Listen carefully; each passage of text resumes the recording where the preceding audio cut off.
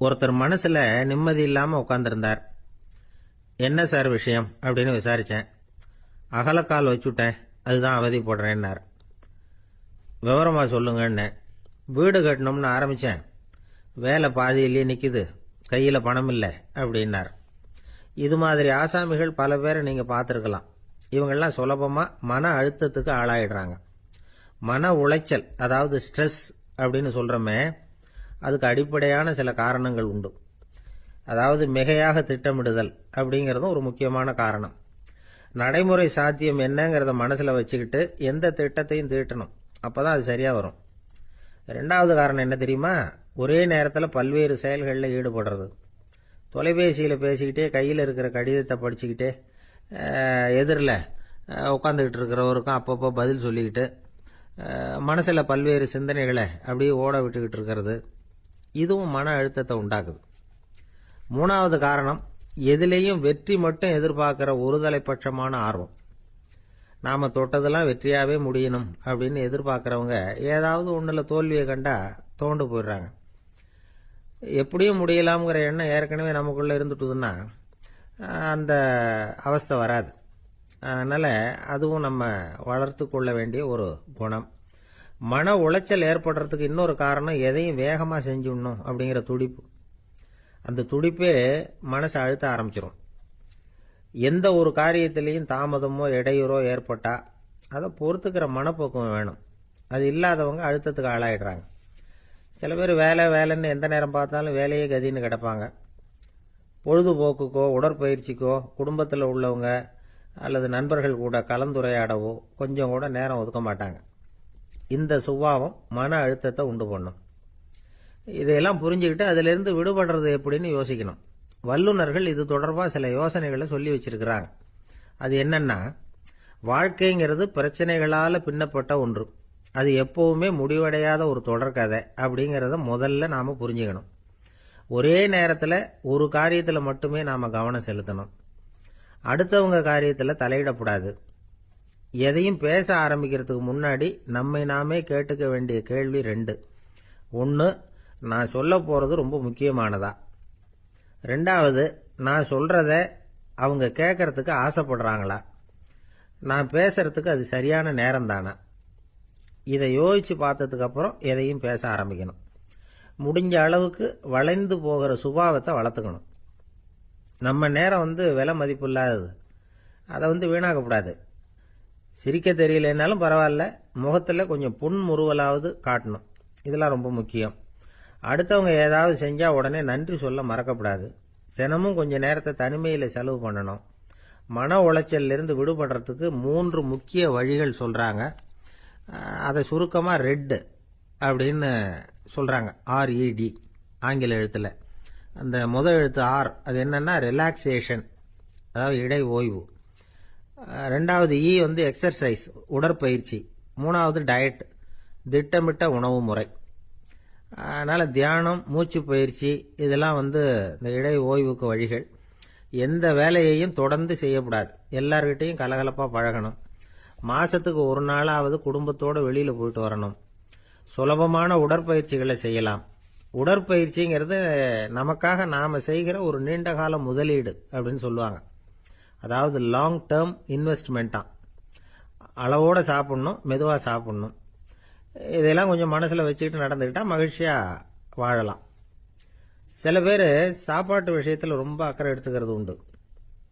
ஒரு குண்டு ஆசாமி சாப்பிட உட்கார்ந்தார். முதல்ல ஒரு மாத்திரை சாப்பிட்டார். எதுக்குன்னு கேட்டோம். பசி எடுக்கிறதுக்குன்னார். சாப்பிட்டு முடிச்சார். பிறகு மறுபடியும் ஒரு மாத்திரை சாப்பிட்டார். இது எதுக்குன்னு கேட்டோம். சாப்பிட்டது ஜீரணமாகறதுக்கு அப்படின்னார். இந்த உலகத்துல எல்லாருக்கும் மகிழ்ச்சி தரக்கூடிய ஒரு பொருள் எது? இது ஒரு முக்கியமான கேள்வி. இந்த கேள்விக்கு பொருத்தமான ஒரு பதிலை உங்களால சொல்ல முடியுமா? அதாவது கொஞ்சம் யோசிச்சு பார்த்தா பணம்னு சொல்லலாமா? இப்போ கையில் காசு இல்லாதவங்ககிட்ட ஒரு 10 ரூபாய் கொடுத்தா அது அவனுக்கு சந்தோஷத்தை கொடுக்கும். ஏற்கனவே வருமான வரி பிரச்சனையில் சிக்கி இருக்கிறவர்கிட்ட இன்னும் கொஞ்சம் பணம் இந்தாங்கன்னு சொல்லி கொடுத்தோம்னா அது அவருக்கு சங்கடத்தை தான் கொடுக்கும். அதனால அந்த கேள்விக்கு பணம்ங்கிறது பொருத்தமான பதிலாக இருக்க முடியாது. கேள்வி என்னன்னா, இந்த உலகத்தில் எல்லாருக்கும் மகிழ்ச்சி தரக்கூடிய ஒரு பொருள் எது? சரி, இனிப்புன்னு சொல்லலாமா? ஏன்னா எல்லாருக்கும் இனிக்க தானே செய்யும். அதுலேயும் ஒரு சிக்கல் இருக்குது. சர்க்கரை வியாதிக்காரங்களுக்கு அது என்ன சந்தோஷத்தையா கொடுக்கும்? ஆக எல்லாருக்கும் வேறுபாடு எதுவும் இல்லாமல் மகிழ்ச்சியை கொடுக்கக்கூடியது வேற ஏதோ ஒன்று இருக்குது. அது என்னன்னு கண்டுபிடிக்கணும். அதுதான் இன்னைக்கு தகவல். இப்போ அதை கண்டுபிடிக்கணும்னா இந்த கதையை கேட்கணும். அது என்ன கதைன்னா, ஒரு ஊரில் ஒரு ராஜா இருந்தார். அவருக்கும் இதே சந்தேகம் வந்துட்டுது. அதாவது எல்லாருக்கும் இன்பம் தரக்கூடிய பொருள் எது அப்படின்னு. இதுக்கு பதில் தெரிஞ்சுக்கிறதுக்கு ஆசைப்பட்டார். சரி, அதுக்கு என்ன செய்யலாம்னு யோசனை பண்ணார். நாட்டு மக்களுக்கு பகிரங்கமாக ஒரு அறிவிப்பு கொடுத்தார். நம்ம நாட்டு மக்கள் இன்பம் தரக்கூடிய பொருள் எதுன்னு நினைக்கிறாங்களோ அதை கொண்டுகிட்டு வந்து அரண்மனையில் உள்ள கண்காட்சி மண்டபத்தில் வைக்கலாம். அப்படி அவங்க வைக்கிற பொருள்களில் எது எல்லாருக்கும் இன்பம் தரக்கூடியதாக இருக்குமோ அதை வச்சவருக்கு 1000 பொற்காசுகள் பரிசு அப்படின்னு அறிவிப்பு கொடுத்துட்டார். ஜனங்கள் இந்த அறிவிப்பை கேட்டாங்க. அதுக்கப்புறம் சும்மா இருப்பாங்களா? 1000 பொற்காசுன்னா சும்மாவா?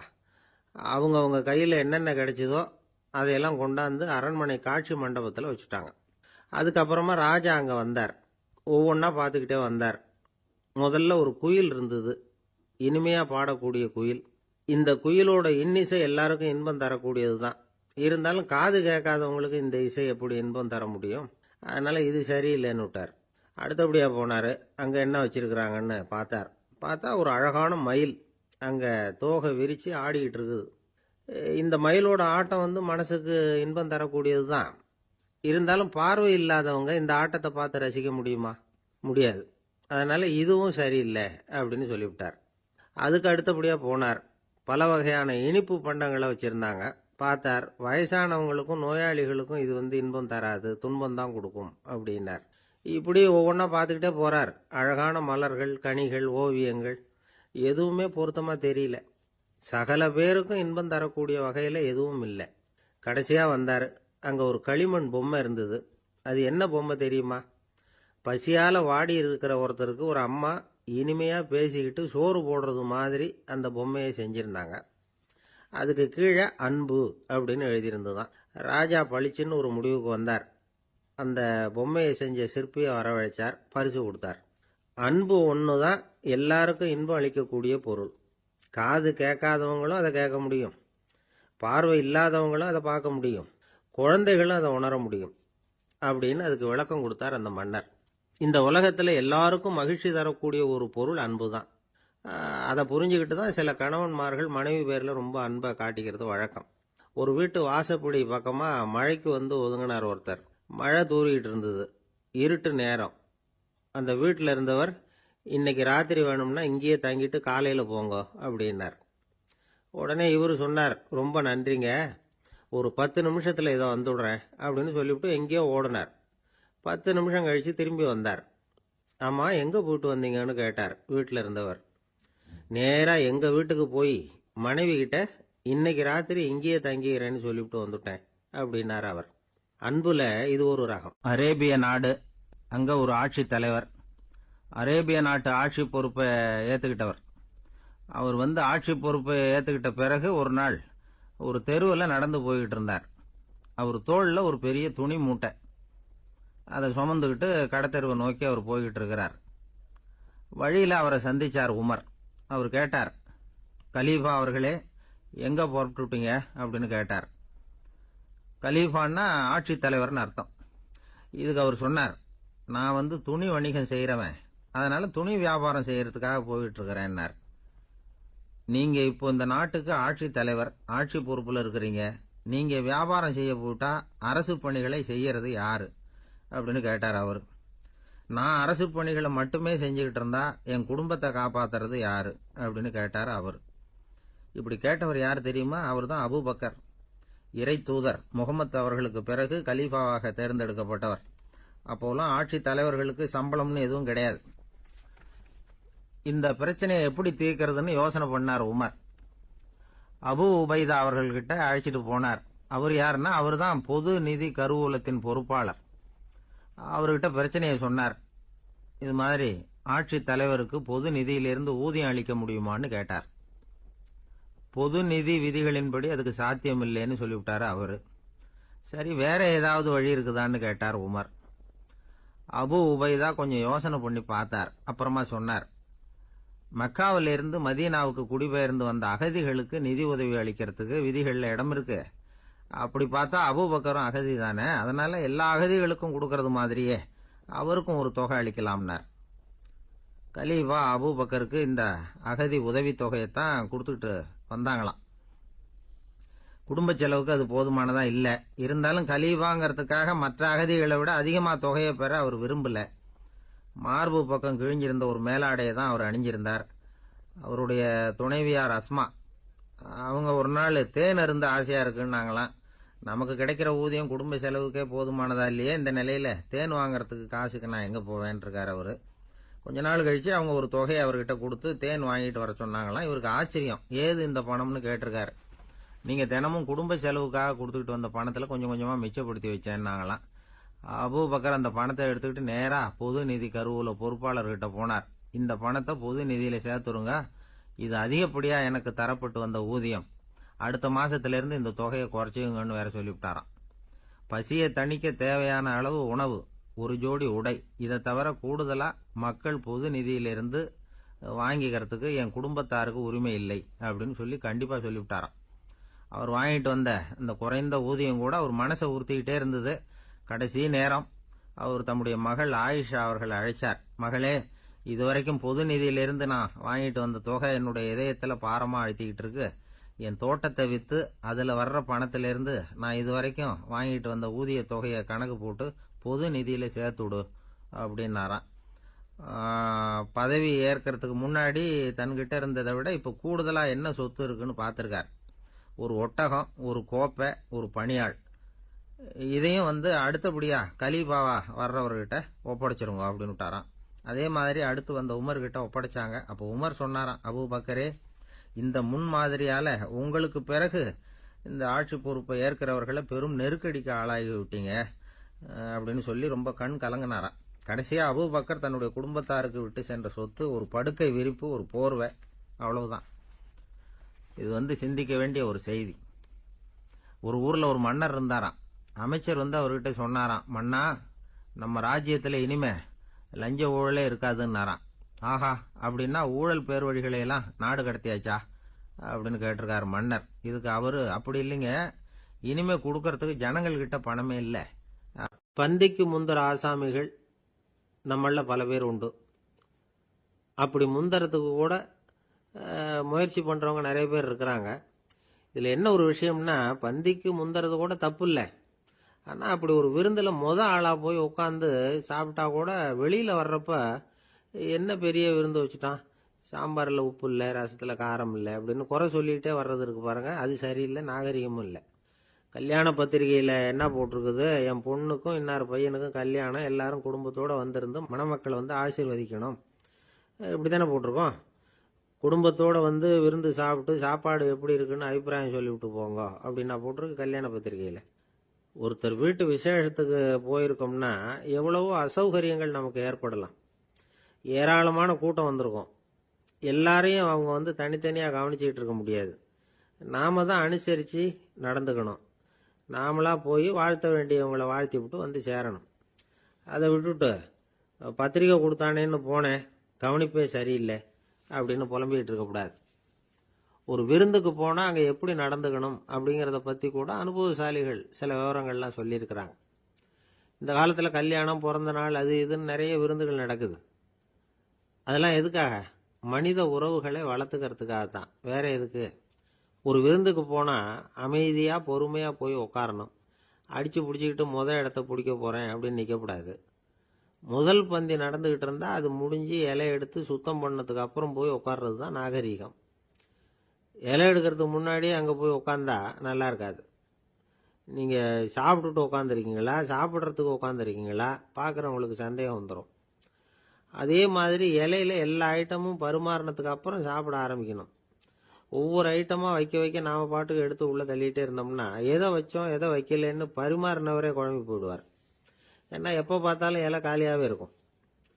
சாப்பிட்றப்போ உங்கள் சாப்பாட்டையே நீங்கள் கவனிக்கணும். அடுத்தவங்க இலையில என்ன இருக்கு, பக்கத்தில் இருக்கிறவர் எதை அதிகமாக சாப்பிட்றார், இதெல்லாம் நமக்கு என்னத்துக்கு? எல்லாரும் சாப்பிட்டு முடிக்கிற வரைக்கும் பொறுமையாக இருக்கிறது தான் நல்லது. நீங்கள் மட்டும் திடீர்னு பாதியில் எழுந்திரிச்சு பக்கத்தில் இருக்கிறவங்களுக்கு சங்கடமா இருக்குமேங்கிறதெல்லாம் யோசிக்காமல் நீங்கள் பாட்டு எழுந்திரிச்சு போகக்கூடாது. பக்கத்தில் உள்ளவங்க உங்களை எழுந்திரிக்க சொன்னால் எழுந்திரிச்சு போகலாம். விருந்துகளில் சாப்பாட்டை வீணாக்கிறதே ஒரு நாகரிகமாக போட்டுது இந்த காலத்தில். சாப்பாட்டுக்கே கஷ்டப்பட்டுக்கிட்டு பல பேர் இந்த உலகத்தில் இருக்கிறப்போ சாப்பாட்டை வீணாக்கிறது எவ்வளோ பெரிய மோசங்கிறத நினச்சி பார்க்கணும். வேணுங்கிற அளவுக்கு கேட்டு வாங்கி சாப்பிட்றது தான் முறை. விருந்தில் இந்த பஃபே அப்படின்னு சொல்லி ஒரு முறை சொல்கிறாங்கல்ல, அதாவது உணவு வகைகளையெல்லாம் பொதுவாக ஒரு இடத்துல வச்சுடுறது, நமக்கு தேவையானதை நாமே எடுத்து ஒரு தட்டில் போட்டுக்கிட்டு சாப்பிட வேண்டியது. இதில் கூட சில பேர் தேவைக்கு அதிகமாக எடுத்து போட்டுக்கிட்டு வீணாக்குறாங்க. சில சமயம் கடைசியாக சாப்பிட போகிறவங்களுக்கு எல்லா ஐட்டமும் கிடைக்காம போகலாம். அதை போய் பெருசு பண்ணிகிட்டு இருக்கக்கூடாது. என்ன சார் இந்த அளவுக்கு கூடவா நாகரிகம் தெரியாமல் இருக்கிறோம், இதை போய் பெருசாக சொல்ல வந்துட்டீங்களே அப்படின்னு நினைக்கலாம். ஒருத்தர் 2 பேருக்கு இந்த விவரம் தேவைப்படலாம். அவங்க காதலையும் இது விழட்டுமேங்கிறதுக்காக தான் இது. ஒரு பெரிய கல்யாண விருந்து நடந்துக்கிட்டு இருந்தது. விருந்து மண்டபத்து வாசலில் ஒருத்தர் நின்றுக்கிட்டு வர்றவங்களையெல்லாம் ரொம்ப மரியாதையாக வணங்கி உள்ளே அனுப்பி வச்சுக்கிட்டு இருந்தார். எப்படி தெரியுமா?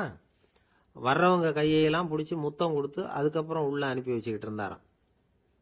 கூட்டம்லாம் முடிஞ்சதுக்கப்புறம் அவர்கிட்ட போய் கேட்டிருக்கிறாங்க, சார் நானும் எவ்வளவோ விருந்துகளுக்கு போயிருக்கிறேன், இருந்தாலும் இவ்வளவு மரியாதையாக வர்றவங்க கைக்கெல்லாம் முத்தம் கொடுத்து வரவேற்கிறத இங்கே தான் பார்க்குறேன் அப்படின்னு சொன்னாங்க. அதுக்கு அவர் சொன்னார், அட போங்க சார், நான் முத்தம் கொடுக்கல, முந்தின பந்திக்கு சாப்பிட்டவங்களே அடுத்த பந்திக்கும் வர்றாங்களான்னு மோந்து பார்த்து அனுப்பி வச்சுக்கிட்டு இருந்தேன் அப்படின்னார். அந்த ஆள் என்னை கண்ணாபுண்ணான்னு திட்டிவிட்டான் சார், அதை நினச்சா எனக்கு ரொம்ப வருத்தமாக இருக்கு அப்படின்னு சொல்லி கவலைப்பட்டார் ஒருத்தர். இதில் கவலைப்படுறதுக்கு என்ன இருக்குது அப்படின்னார் ஒரு பெரியவர். அவர் ஒரு மகான். என்ன சார் இப்படி சொல்கிறீங்க, ஒருத்தர் நம்ம பார்த்து திட்டுனா வருத்தமாக இருக்காதா அப்படின்னார். அது எப்படி வருத்தமாக இருக்கும், திட்டுறதுங்கிறது என்ன, அது வெறும் சத்தம் தானே அப்படின்னார் அந்த பெரியவர். நம்ம ஆளுக்கு தலையை பிச்சுக்கலாம் போல இருந்தது. இருக்காதா பின்ன, நமக்கே அப்படி தானே தோணுது. அந்த பெரியவர் சொல்கிறது ரொம்ப பெரிய விஷயம். அதை நாம் புரிஞ்சிக்க முயற்சி பண்ணலாம்னா நடைமுறை வாழ்க்கைக்கே அது ஒத்து வர்றது மாதிரி தெரிய மாட்டேங்குது. இருந்தாலும் அந்த பெரியவர் அதுக்கு என்னதான் விளக்கம் கொடுக்குறாருன்னு பார்ப்போமே. ஒரு ரயில் போயிட்டுருக்கு, அதில் ஒரு சாது போயிட்டுருக்கார். அந்த ரயில் அவர் ஹரித்வாரம் போயிட்டுருக்கார். அவர் ரயிலில் ஏகப்பட்ட கூட்டம். நம்ம ஊர் ரயில் கேட்க வேணும், டிக்கெட் வாங்கிட்டு கொஞ்சம் பேர், வாங்காத கொஞ்சம் பேர். அது என்னத்துக்கு அனாவசியமாக டிக்கெட் அப்படிங்கிற நினப்பில் பாதி பேர். இந்த கூட்டத்துக்கு மத்தியில் அந்த சாதுவும் போயிட்டுருக்கிறார். உட்கார்றதுக்காக இருந்த இடத்துல ஒரு ஆள் படுத்திருக்கிறான், கொஞ்சம் முரட்டு ஆசாமி.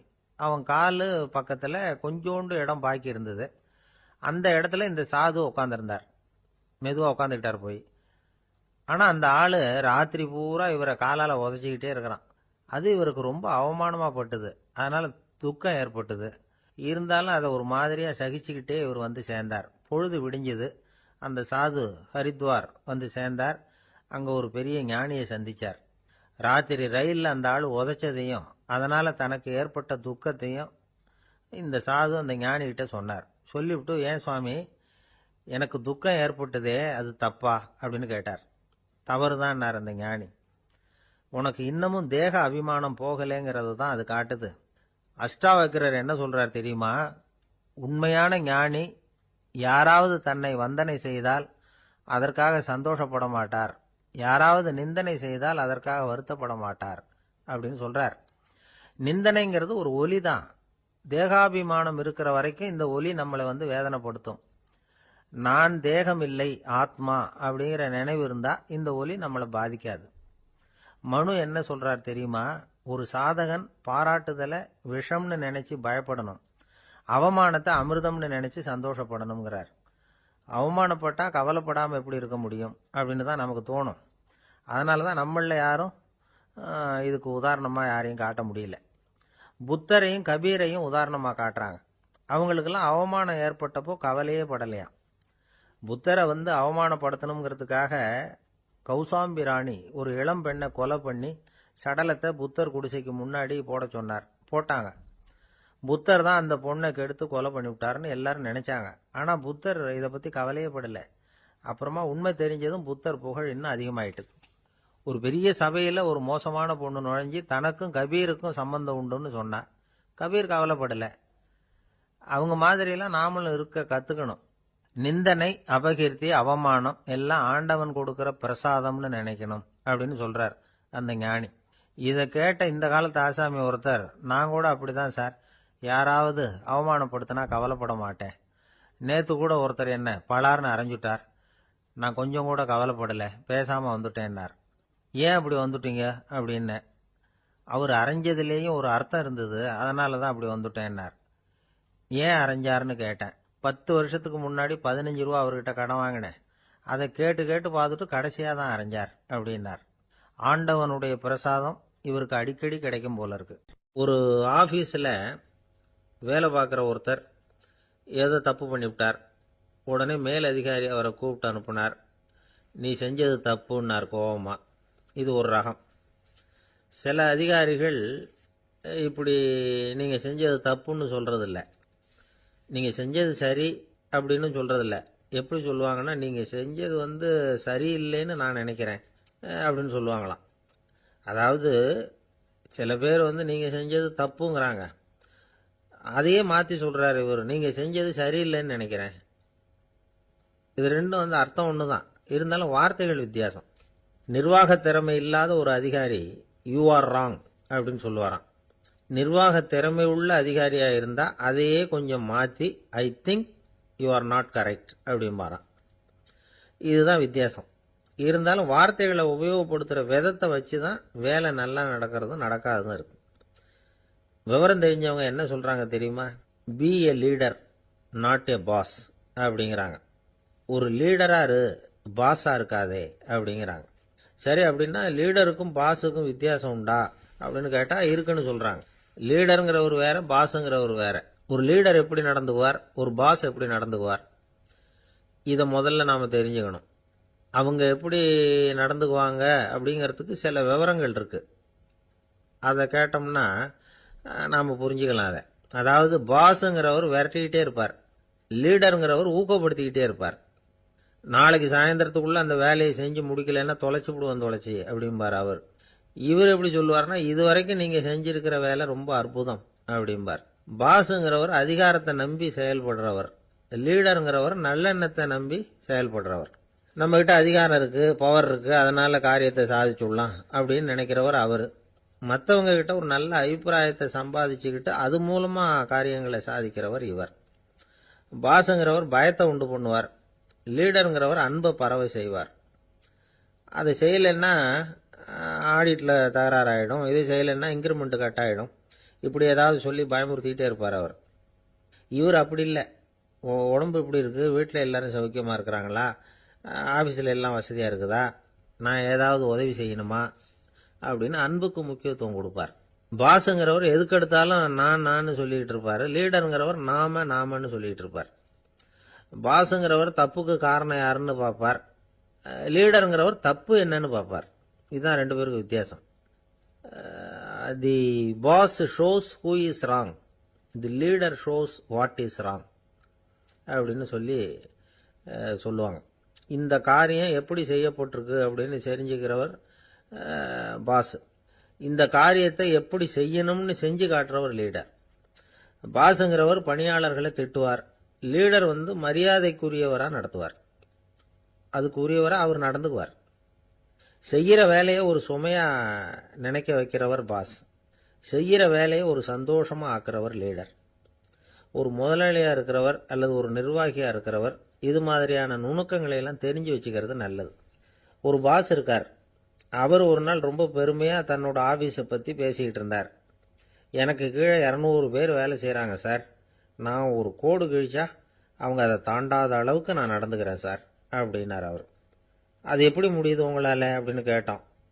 நான் கோடே கிழிக்கிறது இல்லை சார் அப்படின்னார். ஒரு பல்கலைக்கழகம், அங்கே ஒரு இலக்கிய பேராசிரியர், அவர் பாடம் நடத்திக்கிட்டு இருந்தார். ராபர்ட் ப்ரௌனிங் எழுதிய கவிதைகளை பற்றி சொல்லிகிட்டு இருக்கிறார். மாணவர்களும் ரொம்ப அக்கறையாக அதை கேட்டுக்கிட்டு இருக்கிறாங்க. ஒரு குறிப்பிட்ட கவிதையை பற்றி சொல்லும் பொழுது அந்த பேராசிரியருக்கே ஒரு சந்தேகம், அதாவது அந்த கவிதையின் சரியான அர்த்தம் என்னங்கிறதுல சந்தேகம். பேராசிரியர் யோசனை பண்ணார், அந்த கவிதையை முழுசாக புரிஞ்சிக்க முடியல. அதனால் மாணவர்களை பார்த்து சொன்னார், மாணவர்களே ஒரு நாள் பொறுத்துக்குங்க, இந்த கவிதையை எழுதின கவிஞர் எங்கள் வீட்டுக்கு பக்கத்தில் தான் இருக்கிறார். இன்னைக்கு சாயந்தரம் நான் அவரை நேரிலேயே போய் பார்க்குறேன், பார்த்து இதுக்கு என்னங்க அர்த்தம்னு கேட்டுட்டு வந்துடுறேன், அதுக்கப்புறம் உங்ககிட்ட சொல்கிறேன் அப்படின்னாராம். அன்னைக்கு சாயந்தரமே அந்த பேராசிரியர் கவிஞரை தேடிக்கிட்டு போயிட்டார்.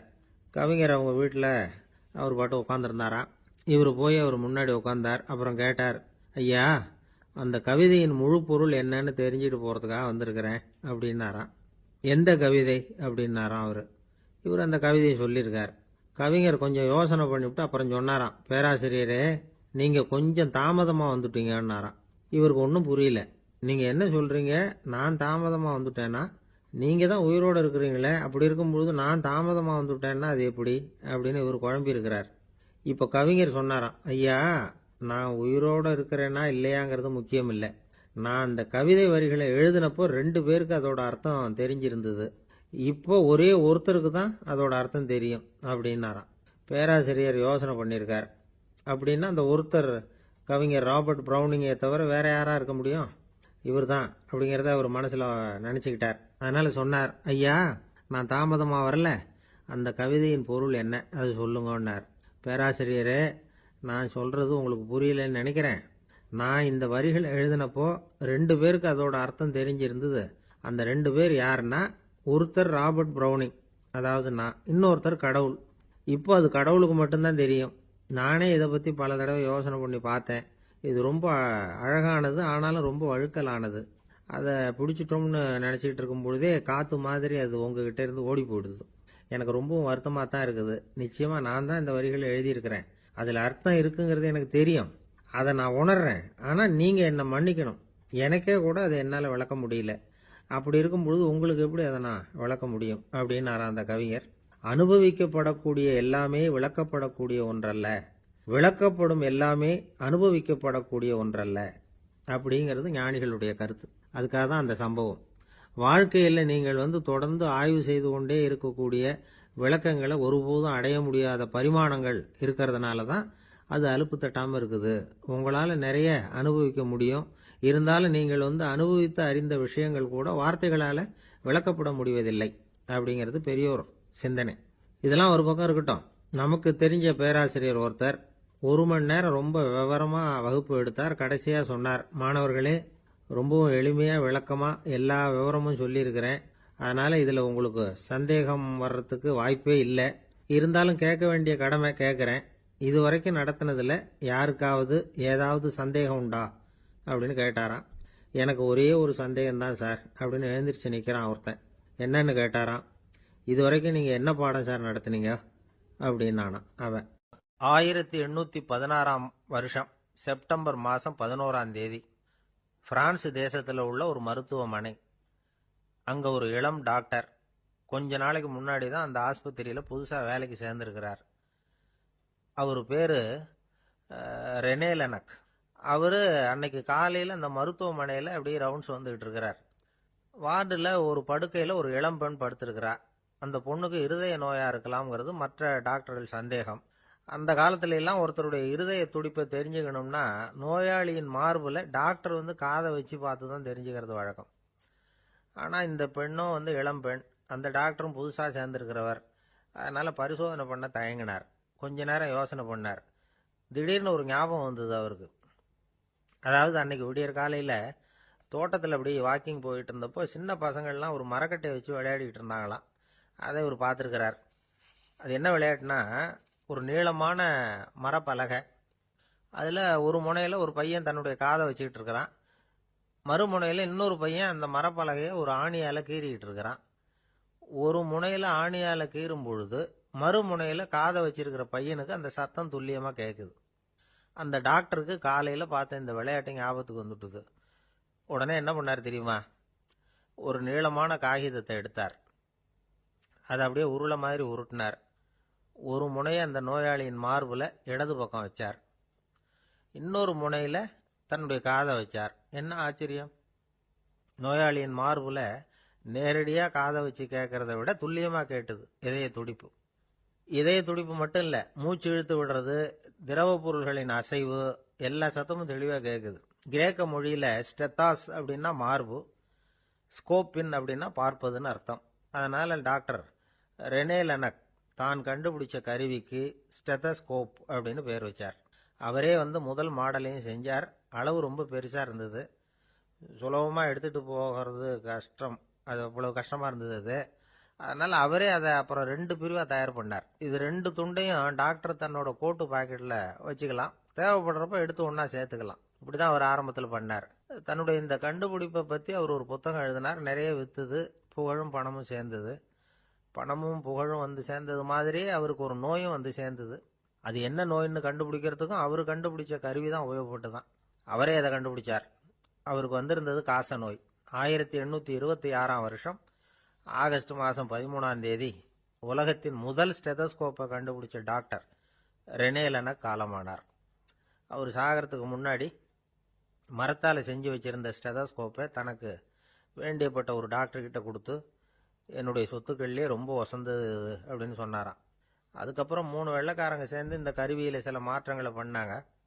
ஆனால் 1829 லண்டனில் டாக்டர் நிக்கோலஸுங்கிறவர் ஒரு காதால் இதய துடிப்பை கேட்கறத விட டாக்டர் 2 காதாலையும் கேட்கறது தான் சரியா இருக்கும் அப்படின்னு ஒரு கருத்தை வெளியிட்டார்.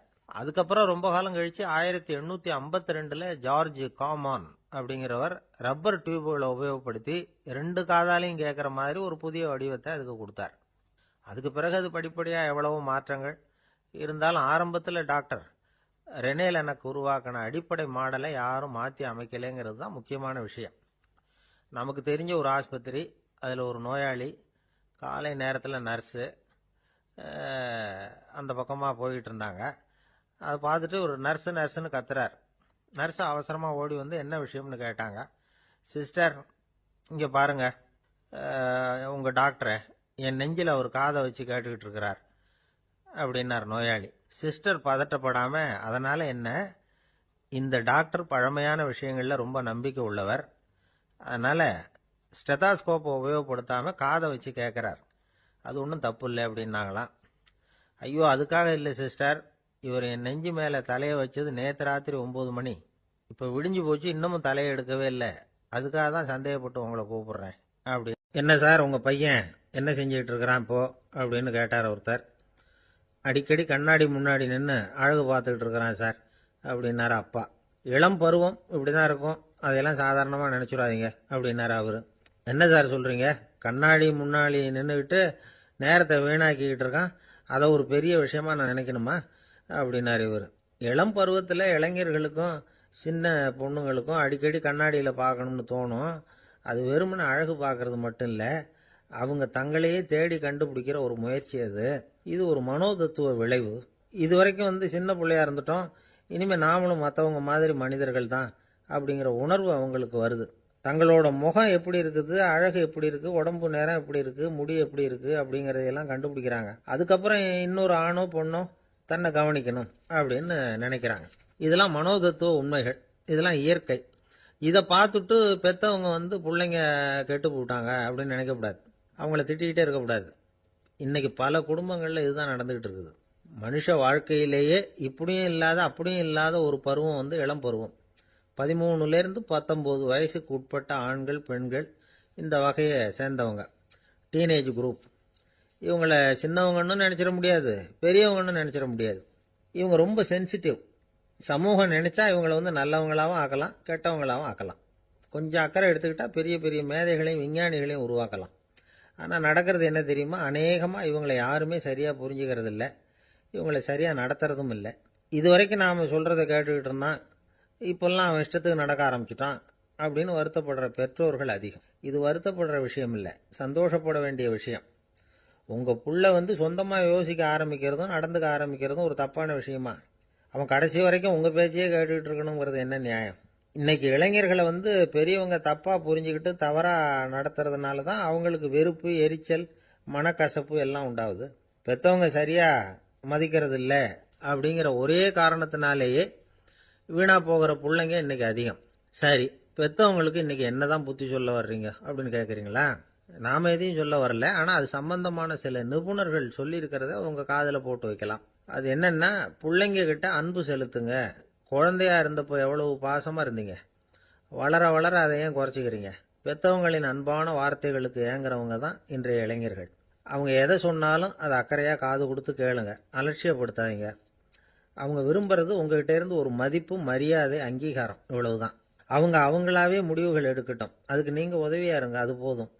மற்றவங்க முன்னாடி முக்கியமாக அவங்க நண்பர்கள் முன்னாடி அவங்கள பற்றி மட்டமாக பேசாதீங்க. அவங்கக்கிட்ட பொய் சொல்லக்கூடாது. நீங்கள் சொன்னது பொய்ன்னு தெரிஞ்சு போச்சுன்னா உங்கள் பேரில் அவங்களுக்கு இருக்கிற மதிப்பு போயிடும், நம்பிக்கை போயிடும். அவங்களுக்கு முன்னாடி நீங்கள் சண்டை போடக்கூடாது. உங்கள் பிள்ளைய எப்பவும் இன்னொரு பிள்ளையோட ஒப்பிட்டு பேசுகிற வேலையே வேணாம். கூட பிறந்த மற்றவங்களோட கூட ஒப்பிடக்கூடாது.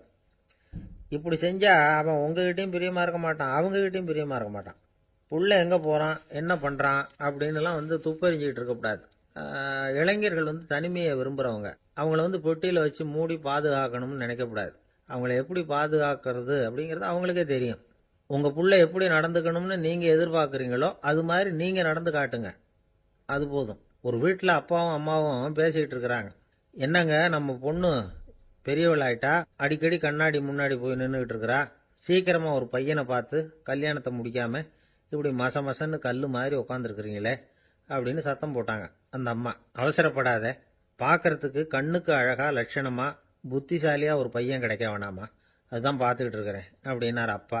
இதுக்கு அந்த அம்மா சொல்றாங்க, எங்க அப்பா இப்படியெல்லாம் நினைச்சுக்கிட்டு இருந்திருந்தா எனக்கு கல்யாணமே ஆயிருக்காது தெரியுமா அப்படின்னாங்களாம். ஒரு அரசனும் அமைச்சரும் ஒரு நாள் ரொம்ப சாவகாசமா பேசிக்கிட்டு இருந்தாங்களாம்.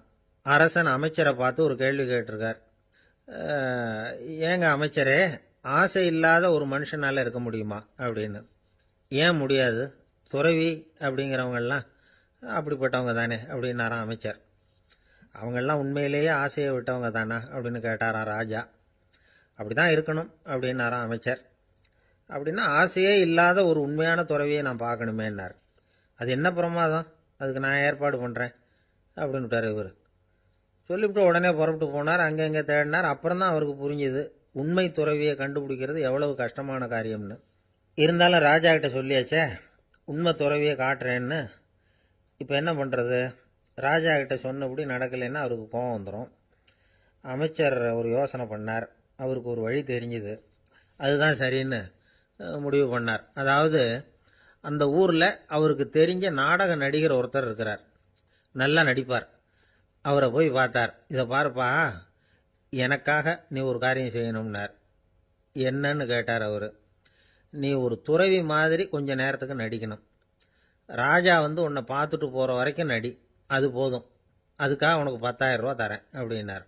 அவர் எந்த காலத்தில் இவ்வளவு பணத்தை மொத்தமாக பார்த்துருக்கார். அதனால் உடனே சரின்னு ஒத்துக்கிட்டார். அமைச்சர் அரண்மனைக்கு திரும்பி வந்தார்.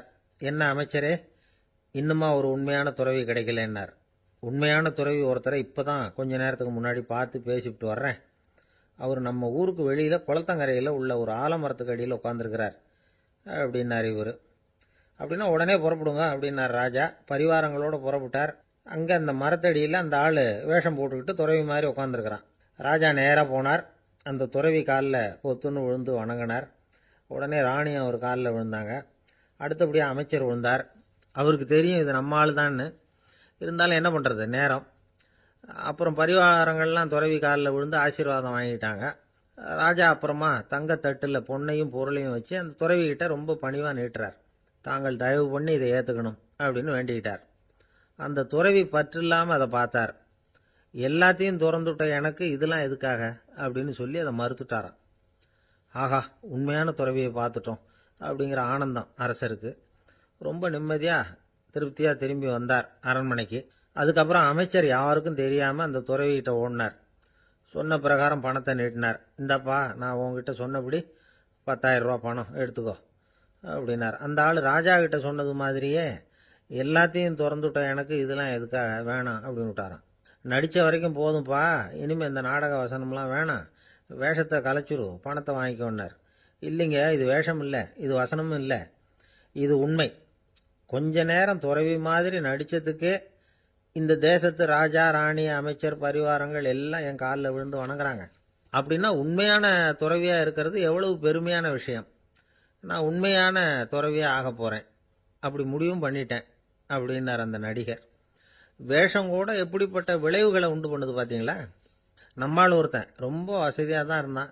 ஒரு நாள் அவன் சொத்து பூரா திருட்டு போட்டுது.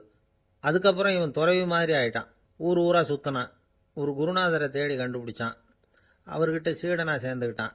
அவனை பார்த்து ஒருத்தர் கேட்டார், நீ உண்மையான சீடன் தானான்னு. இல்லைங்க, சீடன் மாதிரி நடிச்சுக்கிட்டு இருக்கிறேன் அப்படின்னா. அது குரு துரோகம் இல்லையா அப்படின்னு கேட்டார் அவர். இல்லைங்க, நான் பண்ணது குரு துரோகம் இல்லை, என் குரு பண்ணது தான் துரோகம். என்னுடைய பணத்தை கொள்ளையடிச்சது இவர் தான். அதை எங்கே வச்சிருக்காருன்னு கண்டுபிடிக்கிறதுக்காக தான் இவர்கிட்ட வந்து சீடனா சேர்ந்துருக்கிறேன் அப்படின்னா. அம்மாக்காரங்களுக்கு அடிக்கடி ஏற்படுற கவலை ஒன்று உண்டு. அதாவது குழந்தை சரியாக சாப்பிட மாட்டேங்குதே அப்படிங்கிற கவலை. இவங்கெல்லாம் ஒரு விஷயத்த நல்லா புரிஞ்சுக்கணும். குழந்தைகள்ங்கிறவங்க பெரியவங்க மாதிரி இல்லை. அவங்க கடிகாரத்தில் மணியை பார்த்துட்டு சாப்பிட்றதுக்கு உட்கார்ற ரகம் கிடையாது. பசிச்சா சாப்பிடுவாங்க, இல்லைன்னா விளையாடுவாங்க அல்லது தூங்குவாங்க. அது புரியாமல் அவங்கள கட்டாயப்படுத்தி அல்லது மிரட்டி சாப்பிட வைக்கிறது ரொம்ப தப்பு. ஒரு 8 மாத குழந்தைக்கு 3 மணி நேரத்துக்கு ஒரு தடவை பசிக்கும். அந்த நேரம் பார்த்து சாப்பாடு கொடுத்தா அடம் பண்ணாமல் அது பாட்டுக்கு சாப்பிட்றோம். அதே குழந்தைக்கு 1 வயசு ஆகிறப்போ 4 மணி நேரத்துக்கு ஒரு தடவை பசிக்கும். இந்த வயசில் இயற்கையாகவே வந்து பசி வந்து குறைஞ்சிருக்கும். அது புரியாமல் என் குழந்தை முன்னாடி மாதிரி இப்போ சரியாக சாப்பிட மாட்டேங்கிறான் அப்படின்னு சில பேர் டாக்டர்கிட்ட போய் சொல்லிக்கிட்டு இருப்பாங்க. இன்னொரு விஷயம், ஒரு குழந்தைக்கு வயசு அதிகமாகிற வேகத்துக்கு உடம்பு எடையும் அதிகமாகிக்கிட்டே போகாது. உடம்பு எடை வந்து அதிகமாகிற வேகம் குறைஞ்சிக்கிட்டே வரும். 6 மாத குழந்தைக்கு ஒரு வாரத்தில் 150 கிராம் எடை கூடும். ஒரு வயசில் வாரத்துக்கு 71 கிராம் எடை கூடும். இது புரியாமல் அதிகமாக சாப்பாட்டை கொடுத்து குழந்தைய கஷ்டப்படுத்தக்கூடாது. ஏன்னா அளவுக்கு மீறின உணவு வந்து அஜீரணத்தை வந்து உண்டு பண்ணிவிடும். குழந்தைக்கு ஒரு தட்டில் கொஞ்சமாக ஆகாரத்தை வச்சு கொண்டுகிட்டு போய் கொடுக்கணும். மலை மாதிரி குவிச்சு வச்சா அதை பார்த்ததுமே பசி அடங்கி போயிடும். அடித்து மிரட்டி பயமுறுத்தி குழந்தைய சாப்பிட வைக்கிற பழக்கம் இருக்குது பாருங்கள், அதுக்கு வந்து ஃபுட் ஃபோர்ஸிங் அப்படின்னு பேர். இப்படி பண்ணினா குழந்தைக்கு சாப்பாட்டில் விருப்பம் குறைஞ்சிரும், அதை கண்டாவே வெறுக்க ஆரம்பிச்சிடும். அது மாதிரி உளம் சார்ந்த பசி குறைவு, சைக்கோஜெனிக் அனோரெக்சியா, அது ஏற்படுமா. சாப்பாடுங்கிறதே ஒரு தண்டனை மாதிரி தோணும். குழந்தைகளுக்கு பிடிச்ச மாதிரியான ஆகாரத்தை கொடுக்கணும். சத்து அதிகம் இருக்குங்கிறதுக்காக அதுக்கு பிடிக்காத ஆகாரத்தை கொடுத்து கட்டாயப்படுத்தக்கூடாது. குழந்தைகளுக்கு 2 வயசு ஆகிறப்போ இயற்கையாகவே வந்து எதிர்மறை குணம் உண்டாகும். அதாவது அந்த எதிர்மறையாக பேசுறது. இது மாதிரி சமயங்களில் நாம் என்ன சொல்கிறோமோ அதுக்கு நேர்மாறாக நடந்துக்கும். ஏட்டிக்கு போட்டி. சாப்பிட சொன்னால் விளையாட போவோம், விளையாட சொன்னால் சாப்பாடு கேட்கும். இதை புரிஞ்சுக்கிட்டு நடந்துக்கணும். குழந்தை சொன்ன பேச்சை கேட்கலேன்னு கோவப்படக்கூடாது.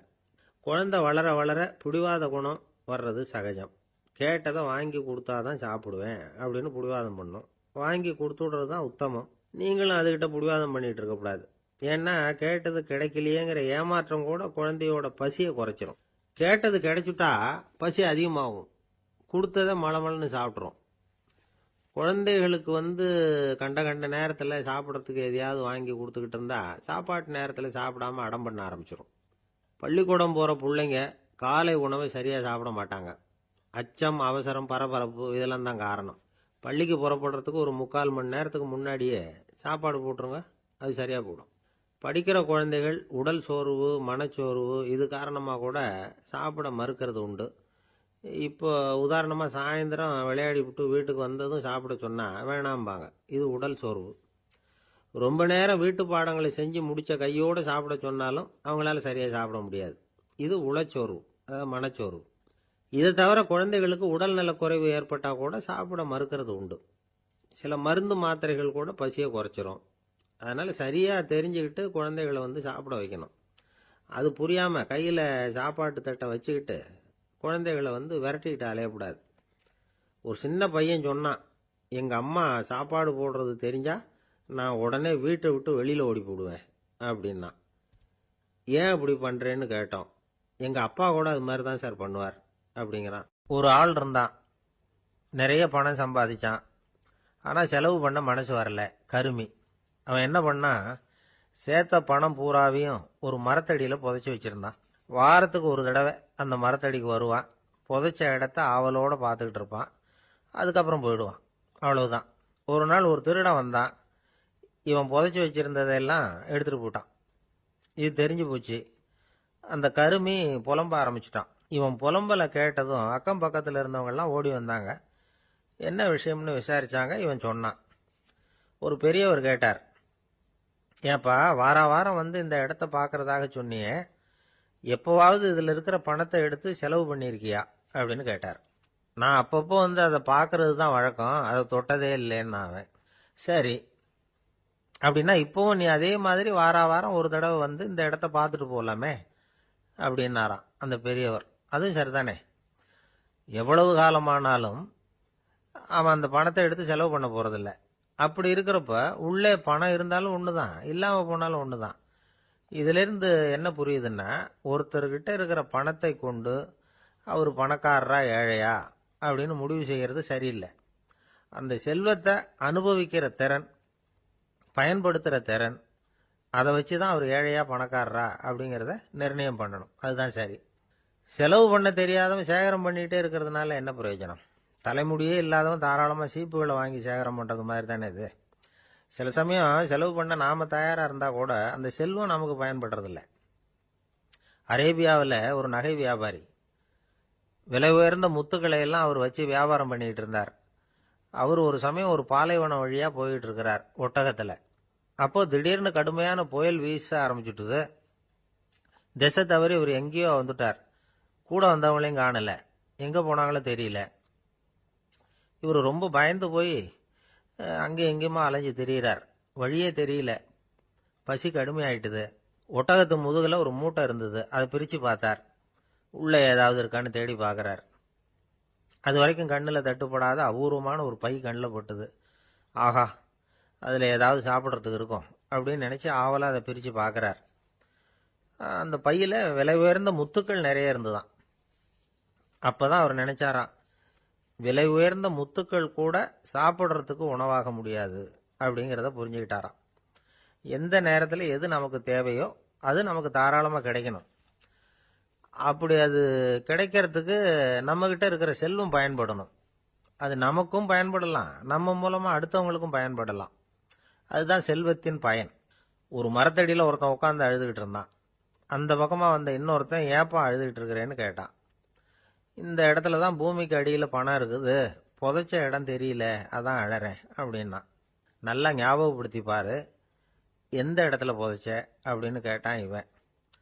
அது எப்படி எனக்கு தெரியும், புதைச்சி வச்சிருக்கிறவன் நான் இல்லையே, எங்க எழுத்த வீட்டுக்காரன் அப்படின்னானா இவன். ஒரு சின்ன பையன் வந்தான். அவனை பார்த்து ஒரு கேள்வி கேட்டோம். ஏன்ப்பா உங்க வீட்டில் அம்மா புத்திசாலியா அப்பா புத்திசாலியா அப்படின்னு. அவன் அலட்சியமா நம்மளை பார்த்து சிரிக்கிறான். என்ன சார் இது, இந்த காலத்தில் இது கூட தெரியாமல் இருக்கிறீங்களே அப்படிங்கிறான். ஒரு சின்ன பையன் நம்மளை பார்த்து இப்படி கேட்டு விட்டானே அப்படின்னு நினைக்கிறப்போ நமக்கு ஒரு மாதிரி ஆகிடும். அதுக்கப்புறம்தான் இந்த தாத்தா பாட்டிலாம் சொல்கிற ஒரு கதை ஞாபகத்துக்கு வந்தது. அது என்ன கதை தெரியுமா? ஒரு ஊரில் ஒரு அம்மாவும் பிள்ளையும் இருந்தாங்களாம்.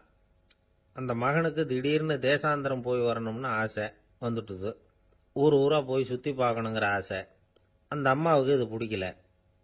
மகனை பிரிஞ்சு இருக்கிறதுக்கு அவங்க மனசு இடம் கொடுக்கல. வேணாப்பான்னு சொல்லி பார்த்தாங்க, அவன் கேட்கல. திடீர்னு புறப்படவும் செஞ்சுட்டான். சரி, இனிமே அவனை தடுக்க முடியாதுன்னு முடிவு பண்ணிட்டாங்க அந்த அம்மா. இருந்தாலும் புத்திசாலித்தனமாக ஒரு யோசனை பண்ணாங்க. மகனை கிட்டத்தில் கூப்பிட்டாங்க. அவங்ககிட்ட சொன்னாங்க, இதை பாருப்பா, நீ தேசாந்திரம் போகிறதுன்னு தீர்மானம் பண்ணிவிட்ட, அதை நான் தடுக்கலை, போயிட்டு வந்துடும். ஆனால் போகிறதுக்கு முன்னாடி எனக்கு ஒரு வாக்குறுதி கொடுத்துட்டு போ அப்படின்னாங்க. போகிறப்போ ராத்திரியாக இருந்தாலும் பகலாக இருந்தாலும் சரி, புளிய மரத்து நிழலில் தான் தங்கணும். திரும்பி வர்றப்போ இரவும் பகலும் நீ வேப்ப மரத்து நிழல்லே தங்கணும் அப்படின்னாங்க. சரி, அப்படியே செய்கிறேன்னு சொல்லி வாக்குறுதி கொடுத்தான் பையன். புறப்பட்டு போனான். போகிற வழியில் புளிய மரத்து நிழல்லையே தங்கினான், தூங்கினான். அப்படி போய்கிட்டே இருந்தான். 7வது நாள் அவன் உடம்பு சுகமில்லாமல் போயிட்டுது. ரொம்பவும் பலவீனமாயிட்டான். இனிமேல் நடக்க முடியாதுங்கிற நிலைமை வந்துட்டுது. யோசிச்சு பார்த்தான். சரி, இதுக்கு மேலே போக வேண்டாம் அப்படின்னு முடிவு பண்ணிட்டு திரும்பி வர ஆரம்பிச்சுட்டான். திரும்பி வர்றப்போ வழியில் வேப்ப மரத்து நிழலையே தங்கி தங்கி வந்தான். நாளுக்கு நாள் உடம்பு சரியாக வந்துட்டுது. 7வது நாள் வீட்டுக்கு சேர்றான். உடம்பு பழையபடியே கலகலப்பாயிட்டுது. பூர்ண சுகம். தேசாந்திரம் போன பையன் திரும்பி வந்துட்டானே அப்படின்னு அந்த அம்மா ஆச்சரியப்படலை. ஏன்னா அவங்களுக்கு தெரியும் இப்படி ஆகும்னு. பையன் சீக்கிரமாக திரும்பி வரணுங்கிறதுக்காகத்தான் அவங்க அந்த யோசனையை சொன்னாங்க. என்ன விஷயங்கிறதையும் அவங்களே சொன்னாங்க. மகனே, புளிய மரத்து நிழல் உடம்புக்கு உஷ்ணத்தை கொடுக்கும், சீக்கம் உண்டாக்கும். அதனால் நீ தொடர்ந்து புளிய மரத்து நிழலில் தங்கினாவே நோய்க்கு ஆளாயிட்ட. அதனால் பயணத்தை முடிச்சுக்கிட்டு திரும்பி வரணுங்கிற முடிவுக்கு வந்துட்ட. திரும்பி வர்றப்போ நீ தங்கினது வேப்ப மரத்து நிழல். அது உடம்புக்கு குளிர்ச்சியை தரக்கூடியது, நோயை தீர்க்கக்கூடியது. அதனால் சுகமாக வீட்டுக்கு சேர்ந்துட்ட. உன்னோட தேசாந்திர பயணத்தை தடுக்கிறதுக்காக தான் இப்படி பண்ணினேன் அப்படின்னாங்களாம் அந்த அம்மா. பார்த்தீங்களா அம்மாவோட புத்திசாலித்தனத்தை? அப்பாவாக இருந்தால் இப்படியா பண்ணுவார்? ஒரு அப்பா பையன்கிட்ட 10 ரூபா கொடுத்து இதை எடுத்துக்கிட்டு அடுத்த ஊருக்கு போய் அங்கே இருக்கிற மாமா கிட்ட இதை கொடுத்துட்டு வாடா, வழியில் எங்கேயாவது மரத்தடியில் படுத்து தூங்கி விடாதே அப்படின்னு எச்சரிக்கை பண்ணி அனுப்புனாராம். பையனுக்கு எச்சரிக்கையாக வாழறது எப்படிங்கிறத கற்றுக் கொடுக்கறதுக்காக இப்படி பண்ணார். அவன் பணத்தை வாங்கிட்டு போனான். அப்பா சொன்னதை மறந்துட்டு ஒரு மரத்தடியில் படுத்து தூங்கிட்டான். அவனுக்கு தெரியாமல் அவன் பின்னாடியே போன அப்பா அவன் கையில் இருந்த அந்த 10 ரூபாயை நைஸாக எடுத்துகிட்டு வந்துட்டார். அவன் பையில் தானே வச்சிருந்தான், அது தெரியாமல் எடுத்துகிட்டு வந்துட்டார். அவன் தூங்கிக்கிட்டு இருக்கான். எடுத்துகிட்டு ஒரு மறுபடியும் வீட்டுக்கு வந்துட்டார். பையன் முழிச்சுக்கிட்டு பையை தடவி பார்க்குறான், பணத்தை காணும். அழுதுகிட்டே திரும்பி வந்தான். அப்பா கிட்ட விஷயத்த சொன்னான். அப்பா சிரிச்சுக்கிட்டே சொன்னார், அதுக்கு தான்ப்பா ஆரம்பத்திலேயே எச்சரிக்கை பண்ணினேன், இனிமேலாவது நீ ஜாக்கிரதையாக இருக்கணும் அப்படிங்கிறதுக்காக தான் இப்படி பண்ணினேன். அந்த பணம் எங்கேயும் போயிடல, நான் தான் அதை உனக்கு தெரியாமல் எடுத்து வச்சிருக்கிறேன். இதோ பாரு அப்படின்னு சொல்லிட்டு சைடு பாக்கெட்டில் கையை விட்டா அது ஓட்டையாக இருக்குது. அதை எவனோ ஏற்கனவே கத்திரிச்சு எடுத்துகிட்டு போட்டான். இப்போ அப்பா முகத்தில் அசடு வழிஞ்சுதான். அவனுக்கு வயசாயிட்டுது. இந்த கவலை பயம் எல்லாமும் அதிகமாயிட்டுது. மரண பயம், ராத்திரியில் சரியாக தூங்க முடியல, இப்படி ஆயிட்டுது நிலைமை. அந்த அரசன் ஏற்கனவே எப்படின்னா போர்க்களங்களில் எத்தனையோ பேரை ஓட ஓட விரட்டி இருக்கிறான். இருந்தாலும் இப்போ அந்த துணிச்சல்லாம் எங்கேயோ போயிட்டுது. பேசாமல் படுத்துருக்கிறான். அப்படியே படுத்தாலும் தான் தூக்கம் வரமாட்டேங்குது. என்ன பண்ணலாம்னு யோசிச்சான் இந்த மன்னன். உடனே எல்லா அமைச்சர்களையும் கூப்பிட்டான். எனக்கு நிம்மதி இல்லை, எதை நினைச்சாலும் பயமா இருக்கு, எனக்கு ஒரு ஆலோசனை சொல்லுங்க அப்படின்னா. என்ன ஆலோசனை வேணும் அப்படின்னு சொல்லி கேட்டாங்க. எனக்கு ஒரு நெருக்கடியான சந்தர்ப்பம் ஏற்பட்டு போச்சுன்னு வச்சுக்கோங்க. அந்த நேரத்தில் நீங்க யாருமே என் பக்கத்தில் இல்லை ஆலோசனை சொல்றதுக்கு அப்படின்னா, அந்த சமயத்தில் எனக்கு உபயோகப்படுற மாதிரி ஒரு வாசகம், பொன்மொழி ஏதாவது சொல்லுங்க. அதை நான் என்னுடைய வைர மோதிரத்துக்கு அடியில் பதிச்சு வச்சுக்கிறேன் அப்படின்னார். தேவைப்படுறப்போ உதவும் அப்படிங்கிறதுனால. அவர் போட்டிருந்த மோதிரமும் அதுக்கு தகுந்த மாதிரியே திறந்து மூடுறது மாதிரி அமைஞ்சிருந்தது. ஏதாவது வாசகம் எழுதுனா உள்ற வச்சுக்கலாம், அதுக்கான வசதி அதில் இருந்தது. அமைச்சர்கள்லாம் யோசனை பண்ணாங்க, இது மாதிரி ராஜா கேட்குறாரு, என்ன வாசகம் அதாவது பொன்மொழி சொல்லலாம் அப்படின்னு எல்லாரும் யோசனை பண்ணாங்க. ஒருத்தருக்குமே சரியாக தோணலை, ஒரே குழப்பமாக இருந்தது. ஏன்னா நெருக்கடியான சமயத்தில் உபயோகப்படுறது மாதிரி ஒரு பொன்மொழி வேணும்னு சொல்லியிருக்கிறார். அப்படி இப்படி யோசிச்சு பார்த்தா ஒன்றுமே தோணலை. எல்லாரும் குழம்பிக்கிட்டு இருந்த நேரத்தில் ஒரு பெரியவர் அந்த பக்கமாக வந்தார். அவர் சொன்னார், நான் வேணும்னா அதுக்கு பொருத்தமாக ஒரு வாக்கியம் சொல்கிறேன், ஆனால் ஒரு நிபந்தனை. அதை யாரும் ரொம்ப ஆர்வம் காரணமாக அவசரப்பட்டு படிச்சிடக்கூடாது. அதை ரகசியமாக அந்த மோதிரத்துக்குள்ளே எழுதி வச்சுக்கணும். எப்போவாவது இக்கட்டில் மாட்டிக்கிற சமயத்தில் மட்டும் வேற வழியே இல்லை அப்படிங்கிற நிலைமையில மட்டும்தான் அதை திறந்து பார்க்கணும். அப்படி நீங்கள் இருக்கிறதா இருந்தால் நான் அதை சொல்கிறேன் அப்படின்னார் அந்த பெரியவர். சரின்னு ஒத்துக்கிட்டாங்க எல்லாரும். அதே மாதிரி அவர் ஒரு வாக்கியத்தை சொன்னார். அவர் சொன்ன வாக்கியத்தை ரகசியமாக மோதிரத்துக்குள்ளே பதிச்சு மூடியாச்சு. ராஜா அதை விரல்ல மாட்டிக்கிட்டார். கொஞ்ச நாள் ஆச்சு. அந்த ராஜாவுக்கு ஒரு சோதனை வந்தது. என்ன சோதனைன்னா, அடுத்த நாட்டு மன்னன் படையெடுத்துக்கிட்டு வந்துட்டான். அவன் இவர்கிட்ட ஏற்கனவே தோத்து போனவன், ஒரு வெறியில வந்திருக்கிறான். தோற்று போனவன் மறுபடியும் சண்டைக்கு வந்தா எப்படி வருவானோ அப்படி வர்றான். ஒரு வெறியில வந்தான், ஜெயிச்சுட்டான். என்னாச்சு இவரோட நிலைமைன்னா, நாட்டை இழந்துட்டார், எல்லாத்தையும் இழந்துட்டார். கடைசியா ஒரு அடிபட்ட குதிரையில ஏறி தப்பிச்சு போயிட்டார், வேற வழி இல்லைன்னு. பின்னாடி துரத்திக்கிட்டு வராங்க. இவர் ஒரு மலை உச்சிக்கு போயிட்டார், அதுக்கும் அப்பால போக முடியாது, ஏன்னா அந்த பக்கம் பயங்கர பள்ளம். உல்லாச பயணிகள் கண்டு கழிக்கிற இடம் அது. ஆனா இவருக்கு அது சாவு பயணத்தின் வாசல், திரும்பவும் முடியாது, அவ்வளவு குறுகிய பாதை அது, வேற வழியே இல்லை. இந்த நேரம் சூரிய ஒளி மோதிரத்தில் பட்டு மின்னிச்சு. உடனே இவருக்கு ஞாபகம் வந்தது. மோதிரத்தை திறந்து படிக்கிறார். அதில் இருந்த வாசகம், இந்த நிலையும் மாறிவிடும், திஸ் டூ வில் பாஸ் அவே.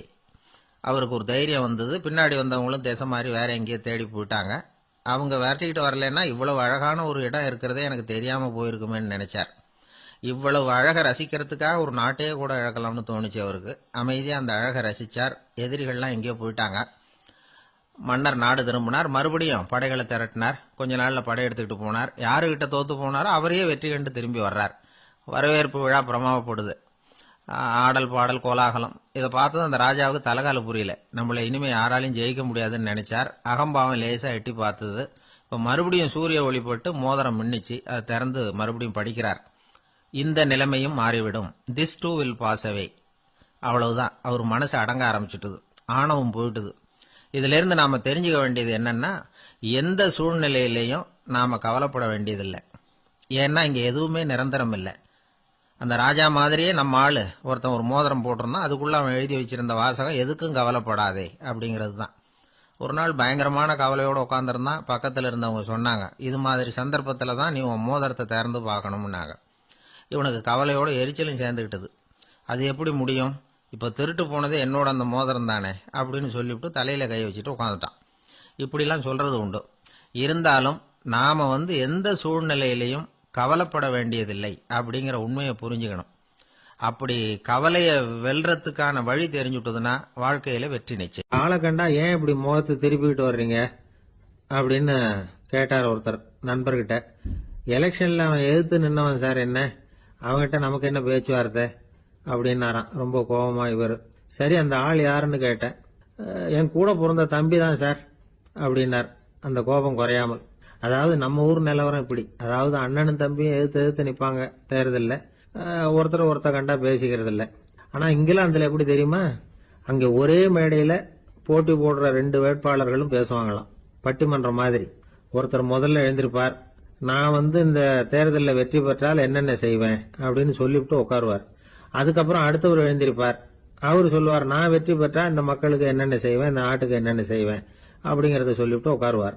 2 பேரும் ஒரே மேடையில பேசுவாங்க. மக்கள் 2 பேர் பேச்சையும் கேட்டுக்கிட்டு ஒரு முடிவுக்கு வருவாங்க. இதுதான் அங்க உள்ள பழக்கம். இங்க அப்படி இல்ல. இங்க ஒருத்தர் பார்த்தாவே முகத்தை திருப்பிக்கிறது.